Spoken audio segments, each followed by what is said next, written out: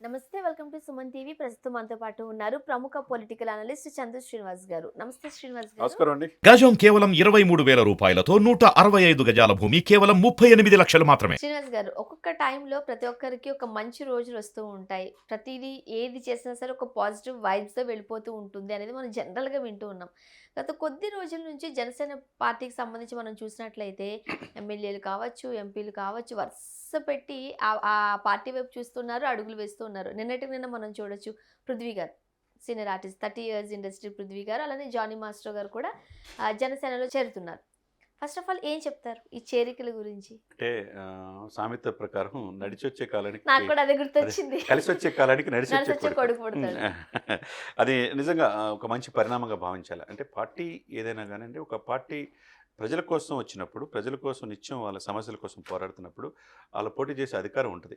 ఆ పార్టీని కష్టపడి ఇన్నాళ్ళు ఆయన కొన్ని కోట్లు ఖర్చు పెట్టి ఆ పార్టీని కాపాడాడు. సొంత డబ్బుతో కౌలు రైతులు కావచ్చు, ఎక్కడ సమస్యలు ఉంటే నేనున్నానని భరోసా ప్రజలకు ఇవ్వగలిగాడు. ఇవ్వగలిగినప్పుడు ఇది this is the right time. ఇది ఆయనకి ఈ చాలా క్రూషియల్ టైం 2024 అనేది. 2014లో అనుభవం ఉన్న వ్యక్తి ఈ రాష్ట్రానికి ముఖ్యమంత్రి కావాలని చంద్రబాబు నాయుడు గారు మద్దతు ఇచ్చాడు. అంటే అన్కండిషనల్గా ఎటువంటి పదవీకాంక్ష లేకుండా. రైట్. ఆ రోజుల సమయం వేరు. ఆ రోజు అనుభవంతో పవన్ కళ్యాణ్ గారు సపోర్ట్ చేయబట్టి చంద్రబాబు నాయుడు గారు సీఎం అయ్యాడు. మరి 2019లో అలా ఉందా అంటే విడిగా పోటీ చేశారు. వీళ్ళ మధ్య విభేదాలు వచ్చాయి. విడిగా పోటీ చేయడం వల్ల జగన్మోహన్ రెడ్డి గారు అధికారంలో వచ్చారు. 151 సీట్లు, 22 మంది ఎంపీలు ఇచ్చారు. 22 మంది ఎంపీలు 151 సీట్లు ఇచ్చినప్పుడు ఎవరినైనా సరే నేను ప్రధానమంత్రి ఢిల్లీలో ఎవరు వచ్చినా వాళ్ళ మెడలు వంచి నేను స్పెషల్ స్టేటస్ తీసుకొస్తానని చెప్పి గౌరవనీయ ముఖ్యమంత్రి జగన్మోహన్ రెడ్డి గారు అన్నారు. మరి మెడలు వంచారా? 4 సంవత్సరాలు 7 నెలలు, ఇంకో 2 నెలలు ఎలక్షన్ వచ్చేస్తుంది అంటే లేదు. Special status తీసుకురాలేపారు. పోలవరం పూర్తి చేయలేపారు. జాబ్ క్యాలెండర్ లేదు.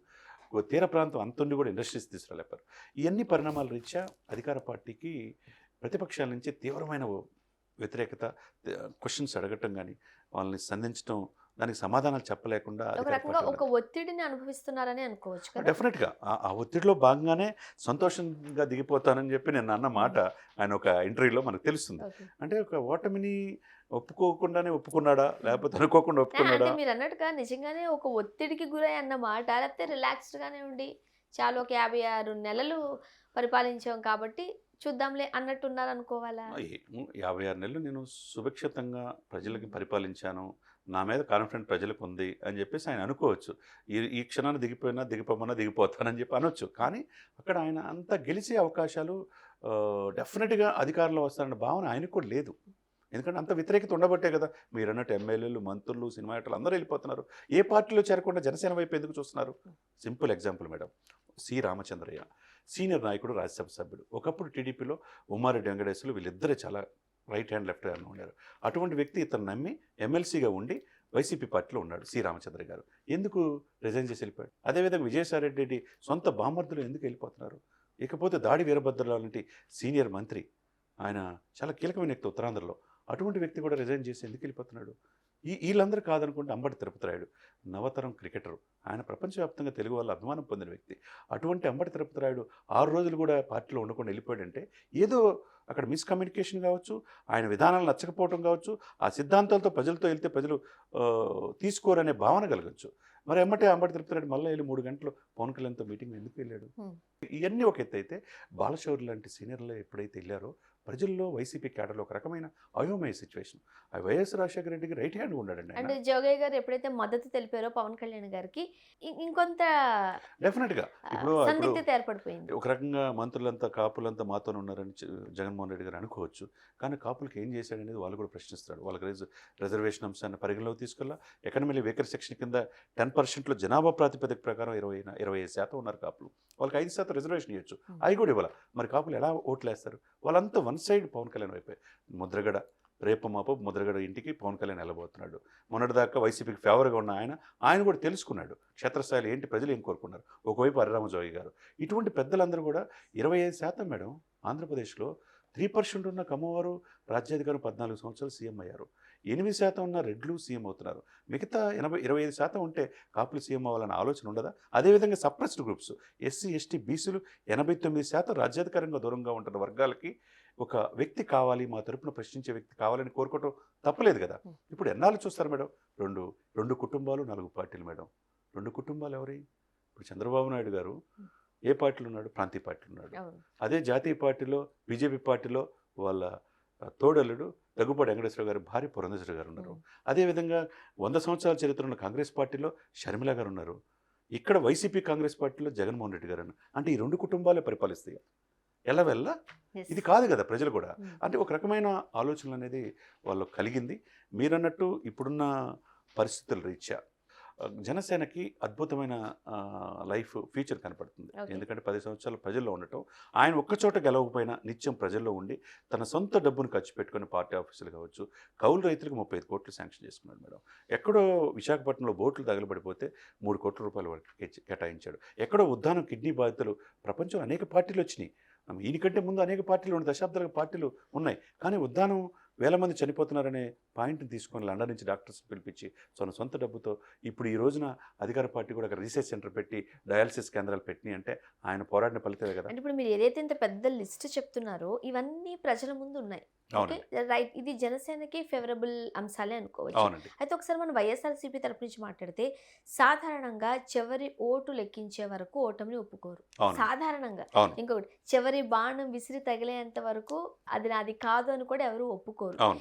ఇంత తెలిసి అంటే రాజకీయాలను చాలా క్షుణ్ణంగా పరిశీలించిన వ్యక్తే జగన్మోహన్ రెడ్డి గారు. ఆయనని మనం ఏం తక్కువ అంచనా వేయలేము. కానీ అలాంటి జగన్మోహన్ రెడ్డి గారు ఒక్కొక్కరిగా పార్టీని విడిపోతున్నారు. మరోపక్క మీరు చెప్తున్న అంశాలన్నీ ప్రజల ముందు ఉన్నాయి. ఎక్కడో నేను వెనకబడిపోతున్నానని డౌట్ ఉన్నప్పుడు అట్లీస్ట్ ముందుకు రావడానికి తన వంతు ప్రయత్నం చేయాలి కదా. ఇప్పటి వరకు చేసినట్టుగా వైఎస్ఆర్సీపీ నుండి చూడట్లేదు. ఎందువల్ల? అసలు ఆయన స్ట్రాటజీ ఏమై ఉంటుంది? డెఫినెట్గా ఆయన స్ట్రాటజీకి లేకుండా ఏముండండి. 16 నెలలు జైల్లో ఉన్నాడండి ఆయన. నిత్యం తర్వాత ప్రజల్లోకి వెళ్ళాడు. తర్వాత ఆ సమయంలో విజయమ్మ గారు కావచ్చు, షర్మిల గారు కావచ్చు, నిత్యం ప్రజల్లో ఉండి పాదయాత్రల ద్వారా అధికారంలో వచ్చేట్టు చేయగలిగారు. ఆ తర్వాత ఆయన ప్రజల్లో ఏమనుకున్నాడంటే నేనే ఉండాలి, మళ్ళా నేనే రావాలని కోరుకున్నప్పుడు సంక్షేమ పథకాలు, మీరు ఇచ్చిన వాగ్దానాలు, మేనిఫెస్టోలో తీసుకొచ్చిన అంశాలని అన్ని వైపుల నుంచి మద్దతు తెలియజేసి చూసుకోవాలి. అది మేనిఫెస్టోలో చెప్పిన అంశాలని మీరు చేయకపోయినప్పుడే ప్రజల వ్యతిరేకత వస్తుంది. ఇప్పుడు బటన్ నొక్కాలు, పథకాలు ఇచ్చారు. చంద్రబాబు నాయుడు గారు ప్రభుత్వం దిగేటప్పుడు 2.5 లక్షల కోట్ల అప్పుతో ఆంధ్రప్రదేశ్ ఉన్నది. మరి ఇప్పుడు జగన్మోహన్ రెడ్డి గారు ఉన్నప్పుడు ఇంకొక 8.5 లక్షల కోట్లు యాడ్ అయినాయి. అంటే 10.5 లక్షల కోట్ల అప్పు ఆంధ్రప్రదేశ్ ప్రజల మీద ఉన్నాయండి. అది అంటే ఒక్కొక్క హెడ్ మీద ఎంత ఇవ్వాలా? వీళ్ళు ఏమైనా సొంత వ్యాపారంలో డబ్బులు ఇస్తున్నారంటే కాదు. మన మీద, ప్రజల మీద పడే పన్నులు, జిఎస్టీ ట్యాక్సుల ద్వారా వచ్చే డబ్బుల్ని ప్రజలకి ఇస్తున్నారు తప్పితే వేరే విధంగా ఇవ్వట్లా. మరి ఆ 10.5 లక్షల కోట్ల అప్పులు ఎవరు కట్టాలా? నెక్స్ట్ ఎవరు గవర్నమెంట్ వచ్చినా కట్టాలి కదా. ఇది ఏంటంటే మీరు అన్నట్టు ఆయన అనుభవాన్ని ఎవరు శంకించలేంది. ఆయన వయసులో చిన్నోడైనా రాజకీయాల్లో పుణికిపుచ్చుకున్నాడు. రాజశేఖర రెడ్డి గారి కంటే చాలా కటువుగా రాటు తేలాడు. అవతల ప్రతిపక్షాలైనా లేకుండా చేయాలని చూశాడు. అన్ని సక్సెస్ అయ్యాడు. కానీ ఇది ప్రజల చివరి మూమెంట్లో వచ్చిన కన్ఫ్యూజ్ అవుతుంది. మీరు అన్నట్టు ఇదే సమయాన్ని ఆసరా చేసుకొని చంద్రబాబు నాయుడు గారి కంటే అగ్రెసివ్గా, అంటే పోరాట పటం ఉన్నప్పుడు అగ్రెసివ్ లీడర్ రాజకీయాల్లో సక్సెస్ అవుతారు. కష్టాల్లో 55 రోజులు జైల్లో ఉన్నప్పుడు ఎవరు కాపాడలేపారు చంద్రబాబు నాయుడు. పవన్ కళ్యాణ్ ఆ అవకాశాన్ని సద్వినియోగం చేసుకున్నాడు. ఇంకోటి స్నేహధర్మం ప్రకారం తనకు తగ్గుంట సీట్లు ఎన్ని ఇచ్చినా మనం గౌరవంగా వెళ్ళిపోయి జగన్మోహన్ రెడ్డిని వైసీపీ రహిత ఆంధ్రప్రదేశ్ చేయాలనే లక్ష్యంతో ముందుకెళ్తున్నాడు. ఈ పాయింట్ ఆఫ్ జనసేన కేడర్ ఏమనుకుంటుంది, గౌరవప్రదంగా 50-60 సీట్లు అయినా మనకి ఇవ్వాలి, ముఖ్యమంత్రి పదవిలో కూడా షేర్ కావాలని చెప్పేసి జనసేన కేడర్ కోరుకోవడం తప్పులేదు. అది మన్నించాల్సిన అవసరం, ఇవ్వాల్సిన అవసరం చంద్రబాబు నాయుడు గారికి ఉంది. ఈ సిచ్యువేషన్స్లో ఊహించిన విధంగా మీరు అన్నట్టు జనసేన జనసేన అంటే ఈ రోజున నేను జానీ మాస్టర్, ఆయన ప్రముఖ సినిమాలో కొరియోగ్రాఫరు, మంచి పేరు ప్రతిష్టలు, ఇతర రాష్ట్రాల వాళ్ళకు కూడా కొరియోగ్రాఫర్గా అంటే విపరీతమైన అభిమాని. ఆయన సినిమాలో గ్యాప్ ఉన్న సమయంలో నెల్లూరు వెళ్తాడు, కోవూరు అతని నియోజకవర్గం, అక్కడ ప్రజల్లో క్షేత్రస్థాయిలో ఉండటం, ఆయన జీవితంలో రాజకీయాల్లో రావాలని చేగుంట హరిరామజోగి గారిని పాలకొల్లి కలిసి వచ్చాడు. తన ఇంట్రెస్ట్ ఆయనకి తెలియజేశాడు. డెఫినెట్గా నువ్వు వెళ్ళి పవన్ కళ్యాణ్ గారు కలువు, నీకు బాగా గురువు కదా అని చెప్పేసి ఆయన చెప్పిన సలహా మేరకు అంతకుముందు మనోహర్ గారు కలిశారు, నిన్న పవన్ కళ్యాణ్ గారిని కలిశారు. ఆప్యాయతగా అక్కురు చేర్చుకున్నాడు. కోవూరులో కూడా బలిజలోట్లు చోటా మోటా అని ఏమి చూడట్లేదు పవన్ కళ్యాణ్ గారు. ఎవరు వచ్చినా అక్కుని చేర్చుకుంటారు. అదే ప్లస్ అనుకోవాలా. బట్ పృథ్వీ గారి విషయంలో కాస్త నెగిటివిటీ ఉంది ప్రజల్లో. ఆయన పర్సనల్ ఇష్యూస్ కావచ్చు, వేరే ఇష్యూస్ కావచ్చు. మరి ఇప్పుడు దాదేమన్నా ప్లస్ మైనస్ లాంటిది ఏమన్నా ఇక్కడ ఏంటంటే ఇప్పుడు అట్లా అనుకుంటే పృథ్వీ ఒక్కడు 30 years ఇండస్ట్రీ మీద నెగిటివ్ అనుకుంటే అంబటి రాంబాబు మీద ఎన్ని ఆడియో ఉన్నాయి చెప్పండి. తర్వాత లేకపోతే ఇంకొక మంత్రి అవంతి శ్రీనివాస్ మీద ఎన్ని ఆడియోలు ఉన్నాయి చెప్పండి. బహిరంగ ఈ దేశం మొత్తం పార్లమెంట్లో చర్చించుకున్న గోరంట్ల మాధవ్ ఎంపీ అనే వ్యక్తి మీద ఎన్ని ఆరోపణలు ఉన్నాయి చెప్పండి. వీళ్ళందరినీ వైఎస్ రాజశేఖర రెడ్డి కుమారుడు జగన్మోహన్ రెడ్డి గారు కాపాడలేదా? ఇన్ని ఆరోపణలు వస్తే మరి వీళ్ళందరికీ లేనిది ఒక పృథ్వీ విషయంలోనే ఆయన్ని ఎందుకు ఇచ్చేశారు? ప్రీ ప్లాన్డ్గా ఆయన పొమ్మనకుండా పొగబెట్టి ఆయన మీద ఒక మహిళ చేత ఆరోపణలు చేసి ఆయన పంపించేశారు. ఆయనకి అది ఆ కక్షతోనే ఆయన గత 3 సంవత్సరాల నుంచి పవన్ కళ్యాణ్ విధానాలతో పవన్ కళ్యాణ్ పార్టీలో చేరకపోయినా విధానాల పట్ల వెళ్ళి ప్రజల్లో నేను పదవి అవసరం లేదు నాకు, నన్ను అన్యాయం చేశారు వైసీపీ ప్రభుత్వం, కాబట్టి డెఫినెట్గా నేను జనసేన వైపు నిలబడతానన్నాడు. ఆ పాయింట్ ప్రకారం నిన్నే వాళ్ళ ఫ్యామిలీతో వెళ్ళి రైట్ చూసాం మనం. జెండా కప్పించుకున్నాడు. ఆయన కూడా బయటకు వచ్చిన తర్వాత నేను రాంబాబు వేషంతోనే నేను వెళ్తాను, ప్రజల్లోకి వెళ్ళి ఈ ప్రభుత్వ వ్యతిరేకత తెలియజేస్తానన్నాడు. ఆ సినిమాలో చూపించారు కదా మనకి. Right right. ఆ విధంగా ఫ్యామిలీతో వెళ్ళి ఆయన జాయిన్ అయ్యాడు. నిన్న ఎందుకు వెళ్తున్నా, నాకు పార్టీ టికెట్ ఇచ్చినా ఈ పైన ఏ పదవులు అవసరం లేదు, పవన్ కళ్యాణ్తో నా జీవితాంతం నడుస్తా అంటున్నాడు. అదేవిధంగా జానీ మాస్టర్ గారు కూడా నేను కలవన్నారు. ఇటు రాజకీయాల నుంచి అట్లానే ఒక సినీ సెలబ్రిటీ స్టేటస్ ఉంటుంది చూడండి, అంటే అది కూడా ఒక వర్గము. సో వాళ్ళు కూడా యాడ్ ఆన్ అయ్యేసరికి మరింత బలం వస్తుందని అనుకోవచ్చు జనసేనకు. డెఫినెట్గా వస్తుందండి. ఈ Right. ఈ యొక్క బలం అనేది టీడీపీ కూడా కలిసి వచ్చే అవకాశం ఉంది.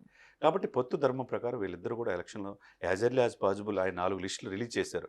ఇప్పుడు బీజేపీతో ఒక పొత్తు లిస్ట్ అన్న వస్తే డెఫినెట్గా, బాగుంటుంది. అంటే ఒకే లిస్టులో మొత్తం ఒకేసారి ప్రకటిస్తారో మనం కూడా చూడాలి. 175 చాలా నియోజకవర్గాలు ఆతృతగా ఉంది, వీళ్ళు ఎవరెవరు అందరూ అభ్యర్థులు ఇస్తున్నారు. అంటే ఇంకా లేట్ ఉండదండి జనవరి నెలాఖరికల్లా, ఎందుకంటే ఫిబ్రవరి ఫస్ట్ వీక్ ఎలక్షన్ నోటిఫికేషన్ వస్తుంది, ఏప్రిల్లో ఎలక్షన్ ప్రతి అయిపోయింది జనవరి నెలాఖరు 3-4 అయిపోయింది. రోజులు. ఇంకేముంది, నెల చేతిలో 50 రోజులే ఉంటాయి. Right. కాబట్టి యాజ్ ఎర్లీ యాజ్ పాసిబుల్ ఈ కూటమి లిస్టు ప్రకటించాల్సిన అవసరం ఉన్నది. గౌరవప్రదమైన పొత్తులు అది జనసేన కోరుకుంటుంది. ఆ రోజు 2014లో మిమ్మల్ని సీఎం చేశాం కాబట్టి మా నాయకుడు కూడా పవర్ షేరింగ్లో 2.5 సంవత్సరాలు సీఎం కావాలని ఆ కేడర్ కోరుకుంటుంది. అదేవిధంగా గౌరవప్రదంగా 50 నుంచి 60 సీట్లు కావాలని జోగి గారు కోరుకున్న, కింద స్థాయి క్షేత్రస్థాయిలో కోరుకున్న మనందరం అందరూ కోరుకుంటున్నాం. కోరుకుంటున్నాం. Right. మనందరం అందరూ కోరుకుంటున్నాం. కోరుకున్నాం గౌరవప్రదంగా. ప్రస్తుతానికి జోష్ కూడా ఉండింది. ఎందుకనంటే వస్తున్న ఎమ్మెల్యేలు కావచ్చు, ఎంపీలు కావచ్చు, టీడీపీ వైపు చూడట్లేదు, జనసేన వైపు చూస్తున్నారు. కాబట్టి ఆశించిన స్థాయిలో పొత్తు ప్రకారంగా ఆ రకంగా సీట్లు కేటాయించబడితే మంచిది అనేది చూస్తున్నాం. అంతే మరి కదా. చూడాలి ఏం జరగబోతుంది అనేది. Thank you so much. Thank you.